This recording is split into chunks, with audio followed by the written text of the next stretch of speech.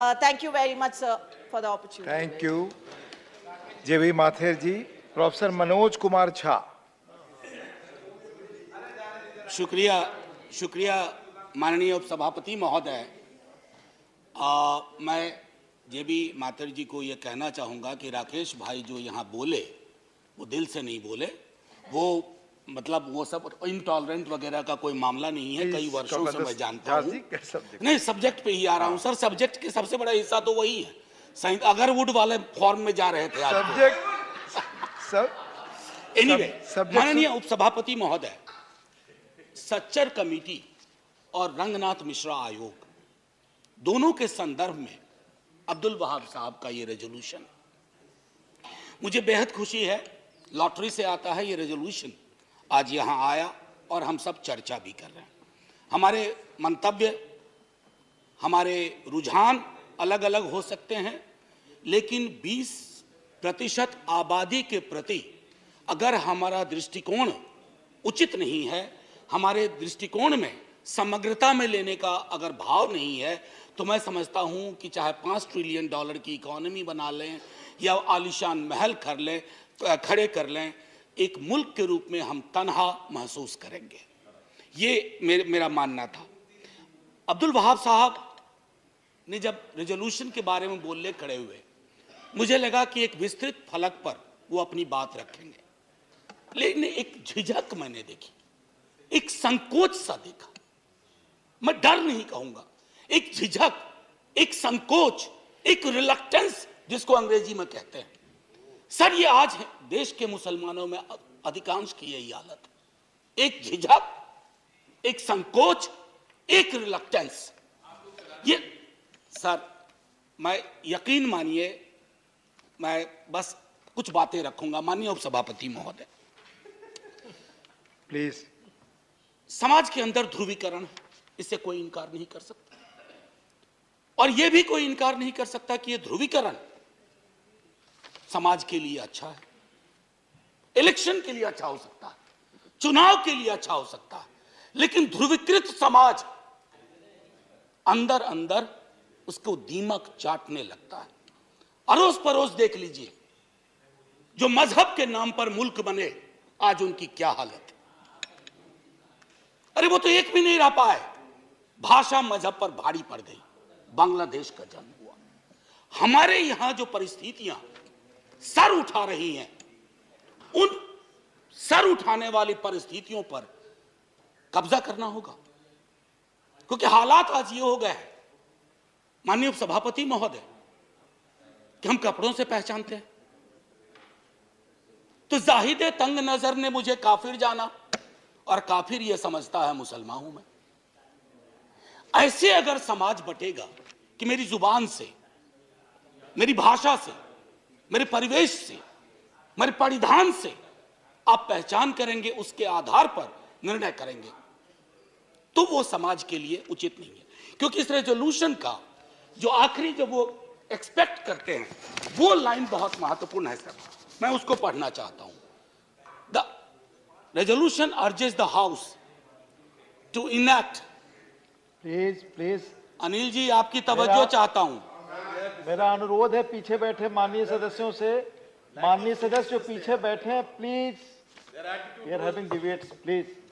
हाँ, बोले professor Jha. Sir, to enact a legislation for prevention of atrocities against minorities of the country so as to build confidence amongst Muslims who were vulnerable. सहज सी बात है sir, देश आजाद हुआ, राकेश भाई ने भी बहुत विस्तार से बात रखी, देश की आजादी, तकसीम, पार्टीशन। सर, मैं हाउस में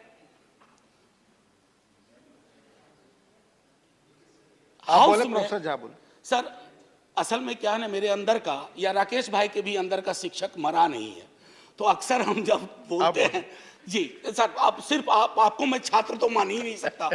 मैं तो आपके मैं सिर्फ ये कहना चाहता था, देखिए ना, तारतम्य भी टूट जाता है कि वो जो पार्टीशन का वक्त, और मैं अक्सर लोगों से कहूंगा कि आप कम्युनिस्ट हो, कांग्रेस हो, बीजेपी, जनसंघ के लोग हों, निर्दलीय हों, फ्री थिंकर हों, लास्ट फेज जो प्यारेलाल जी की है, बापू की जिंदगी का लास्ट फेज, सर उसको पढ़ा जाए। शायद 47-48 में उस लास्ट फेज को पढ़े जाने की उतनी जरूरत नहीं थी जितना 2023-24 में लास्ट फेज को पढ़े जाने की जरूरत है। हम तो आजादी का अमृत वर्ष मना रहे हैं ना, पहली सालगिरह हुई थी आजादी की 48 में। हमें उस यात्रा में देखना पड़ेगा सर कि हम कब उल्टे पांव की यात्रा पे निकल गए। और दुनिया का इतिहास गवाह है सर कि डर और खौफ अपने एक समुदाय के लिए अगर आप पैदा करते हैं और उल्टे पांव की यात्रा पे चले जाते हैं तो अंततः वो आपका भी भला नहीं करती है, क्योंकि political power is never permanent sir. No, every political power, I have said this in this house, has an expiry date. व्यक्तियों का, विचारधारा का एक एक्सपायरी डेट होता है। अरे हमने तो वो दौर देखा था, सोवियत रूस कभी खत्म ही नहीं होगा, खंड खंड हो गया। हमने वो लोग देखे थे जिनके बारे में लोग कहते थे कि इनके राजपाट में सूर्य कभी डूबता नहीं। सर, उनका सूरज ऐसा डूबा। प्लीज सर, हाँ प्रोफेसर झा, कोई बात नहीं, कोई बात this is the same thing जो आप दोनों से अपील करता हूं हर जगह। प्लीज प्लीज, मैं वो मुझे पता है सर। मैं एक चीज कहूंगा कि गांधी जी ने उसी दौर में एक बात कही थी कि किसी भी सभ्यता, और अपने देश को हम कभी देश नहीं कहते हैं, हमारे तमाम मित्र अग्री करेंगे, सहमत होंगे, हम इसको सभ्यता कहते हैं, हिंदुस्तान की सभ्यता। तो बापू ने कहा था कि जिस सभ्यता में माइनॉरिटीज के लिए जगह नहीं होगी उसको एक सार्थक दृष्टिकोण से नहीं देखा जाएगा, वो सभ्यता चूक सी जाएगी, उसके अंदर दिक्कतें पैदा होंगी। मैं बजटरी एलोकेशन में 1-2 मिनट लूंगा, उस पर बोलने से पूर्व एक बात कहूंगा कि डर और खौफ के इस माहौल ने इस देश में, जो मैंने झिझक की बात की अब्दुल वहाब साहब की, वो झिझक जो मैंने कहा कि वो मैं अपने स्टूडेंट्स में देखता हूं सर। मुश्किल हालात से आते हैं, पीएचडी के लिए मेरे पास सब्जेक्ट देते हैं और मैं देखता हूं कि वो सब्जेक्ट कुछ और देना चाहते हैं लेकिन चुनते हैं ऐसा विषय जो उनके हिसाब से उनके मुस्लिमनेस को बचा ले। ये क्यों हो रहा है सर? ये नहीं होना चाहिए ना। मैं तकरीबन, मेरे अंदर 20 पीएचडी हुई है और ये पहले नहीं। मैं आग्रह करूंगा, प्लीज प्लीज हाथ जोड़ के विनती, आपस में प्लीज कुछ अनुभव साझा करता हूं। 20 पीएचडी हुई है। आज पिछले 7-8 वर्षों में मैं देखता हूं कि मुश्किल हालात से आ रहे हो, किस बात पे पीएचडी करनी है? डल लेक के इकोलॉजी पे। अरे साहब, फिर बात करता हूं, सर लगा कि यहां सेलेक्ट होगा कि नहीं होगा ये सब्जेक्ट। सर ये क्यों हुआ है? हमने पूरे के पूरे इकोसिस्टम में इतना जहर भर दिया है। जहरीली हवा पहले तो उनको नुकसान करती है जिसके लिए आपने हवा छोड़ी है, लेकिन सर हवा वतन की सरहद को नहीं देखती है, धर्मों की सरहद को नहीं देखती है। वो जहर इधर भी लौट के आ रहा है और वो जहर जब आता है ना सर, सब कुछ छत विच्छत करके। अभी मैंने हाल में देखा, प्रधानमंत्री जी ने चिंता व्यक्त की, प्रधानमंत्री जी ने चिंता व्यक्त की, हमारे सुप्रीम कोर्ट ने चिंता व्यक्त की कि ये क्यों हो रहा है इस देश में। शाम से नुमाइश चलती है टेलीविजन चैनल्स पे, हिंदू मुसलमान, इंडिया पाकिस्तान। यहां हमारा सवाल रोटी का है, रोजगार का है। क्यों प्रधानमंत्री जी जब स्लोगन देते हैं, वो स्लोगन क्या इसके साथ मेल खाते हैं? लेकिन कहां से ये सह मिल रही है इन टेलीविजन चैनल्स को कि शाम से लेकर के देर रात तक नुमाइश, घृणा की, नफरत की। बहुत मुश्किल है सर। और ये मैं पहले भी कहा हूं, कई दफा मुझको अब सेंस ऑफ डेजावू होता है बोलते वक्त। इतनी बार ये बातें कही है सदन में, बाहर जब मित्र मिलते हैं वो भी ये कहते हैं, वो सहमत हैं कि ये चीजें नहीं होनी चाहिए। सर अब देखिए, कई दोस्त, कई हमारे स्टूडेंट, मैं अपनी पीड़ा शेयर करना चाहता हूं। मेरा एक स्टूडेंट प्लीज सर, मेरा एक स्टूडेंट है, उसका नाम है मीरान हैदर, वो जेल में है सर। अभी हाल में आपने देखा होगा कि एक माननीय उच्च न्यायालय का एक ऑब्जर्वेशन आया कि आप स्केप कोट बना रहे हो, चाहे उमर खालिद हो, खालिद सैफी हो, सरदिल इमान हो, गुलफिसा हो, शिफाउर रहमान हो या मीरान, जो अपने स्टूडेंट का मैंने जिक्र किया, सर जो ऑब्जर्वेशन कोर्ट के आ रहे हैं, अक्सर होता है क्विटल होता है, हो जाता है, इनके ऊपर कुछ नहीं था। 8 साल बाद सर दुनिया में इजाद नहीं हुई वो विधा कि उसके 8 बरस लौटा दिए जाएं। मेरे स्टूडेंट्स हैं, एक 4 बरस जेल में काट करके आया, एक्विटल के बाद कोई आरोप नहीं था, लेकिन उसका 4 बरस वापस कर सकेंगे हम? ये हालत है सर एक एवरेज मुसलमान की। मैं अभी भी कह रहा हूं कि हमारी संसद में अभी भी ये ताकत है कि अब्दुल वहाब ये विषय लाते हैं और इस पर चर्चा होती है, थोड़ी मतभिन्नता होगी, लेकिन इस जो हमारी ताकत है ना लोकतंत्र की सर, इस ताकत को बचा के रखेंगे तो भरोसा होगा हर समुदाय का। इसकी जरूरत है सर। एक मैं कहना चाह रहा था डिडक्शंस को लेकर के, मेरे कई साथी कह चुके, मैं रिपीट नहीं करूंगा। टोटल बजटरी एलोकेशन, मेरे मित्र कह रहे थे कि हम एक नजर से देख रहे हैं, एनॉमलीज थी स्कॉलरशिप में। नहीं सर, सरकार खुद एडमिट की है मेरे सवाल के जवाब में कि 90% एक्सपेंडिचर नहीं हुआ। ये ऑन रिकॉर्ड है सर, 90%। ये मैंने दिसंबर 22 में मुझको ये जवाब दिया, 4000 करोड़ यूटिलाइज नहीं हुए थे। ये क्या दिखाता है सर कि पूरा का पूरा नजरिया हमारा इस समुदाय को लेकर के बहुत स्क्यूड है। बहुत तारीफ होती है बुलडोजर बुलडोजर बुलडोजर, हमने तो यूके के पीएम को भी बिठा दिया बुलडोजर पे। सर बुलडोजर चला दो, हम पर भी चलवा दो प्लीज।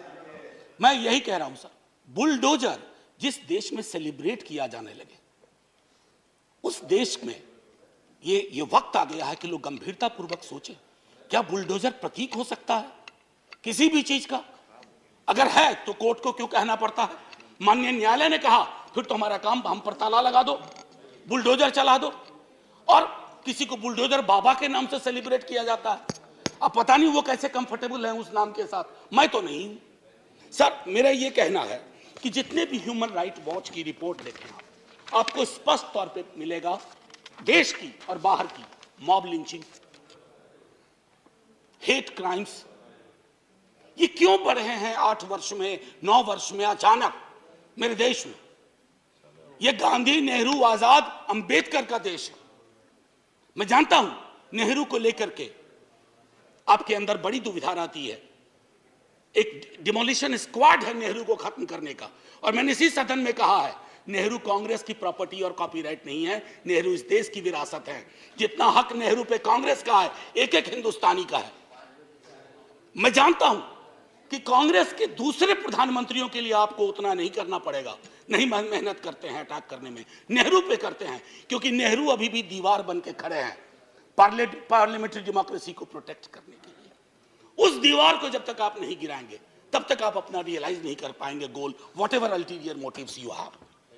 सो मैं अब इसको बाकी चीज को, जैसे अब मैं एक बात कहूं, हमारे बिहार के एक मंत्री हैं, सब लोग, मैं नाम नहीं लूंगा, बात बात पे वो मंत्री महोदय कहते हैं कि पाकिस्तान चले जाओ, पाकिस्तान चले जाओ।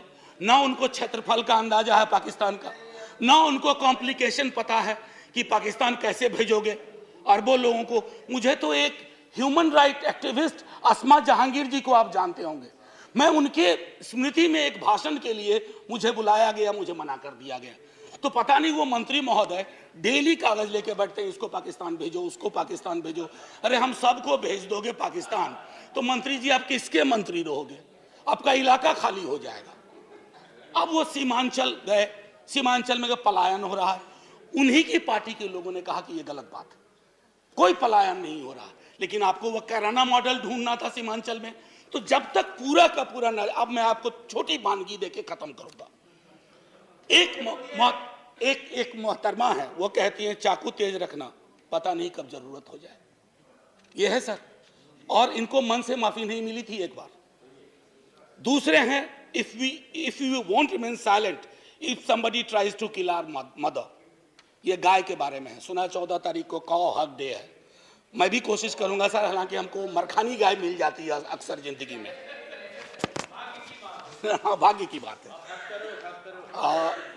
तेरा नाम क्या है? मैं कुछ चुनिंदा उदाहरण दे रहा हूं, ये महत्वपूर्ण लोग हैं। तेरा नाम क्या है? मोहम्मद नाम है तेरा, आधार कार्ड दिखा। Hindus who don't vote for me have Mia blood in their veins. महत्वपूर्ण व्यक्ति हैं, मंत्री के पद के लगाकर। ना अली ना बाहुबली, केवल बजरंग बली, ये भी महत्वपूर्ण व्यक्ति हैं। जो लोग सूर्य नमस्कार को नहीं मानते उन्हें समुद्र में डूब जाने चाहिए। ये तो बहुत बड़े व्यक्ति हैं और अपने आप को नया ऑपरेटिंग सिस्टम बनाना चाहते हैं। हमारे प्रधानमंत्री जी के बरक्स और इकोनॉमिक बाइकॉट की अक्सर बात होती है, जालीदार टोपी की बात होती है। दिक्कत ये हो गई है सर कि कश्मीर, रोहिंग्या और फलस्तीन जैसे भी मुद्दे को आप मुस्लिम एंगल से देखते हैं। नहीं सर, ह्यूमन राइट एंगल से देखिए, उसमें भी समाधान के लक्षण है। यहां तो घर तक लोगों को नहीं मिलते, ये परिस्थितियां हैं। उनको जान, आखिरी में सब बस 1 मिनट लूंगा, आखिरी